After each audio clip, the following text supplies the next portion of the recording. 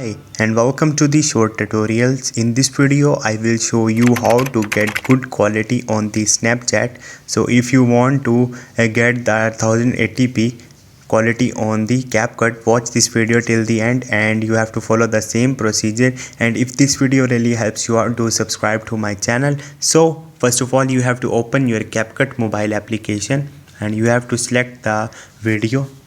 So I simply open this video from here. So after editing this video on the CapCut, just you click on the 1080p, as you will see, tap on it and here you will see resolution 480p 720p.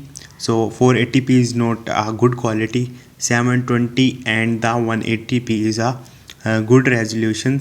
So you have to select 720 or 180p from here, and also you have to select the frame rate 30 or the 60. So 30 and the 60 is a good frame rate on the camera field or the video editing field, so it will make your video more smoother. So select 30 frame from here and 1000p or 720p from here, and then simply click on this arrow, and once you will do it, your video will be export in a good quality. So this is the procedure. Hope this video will helpful for you.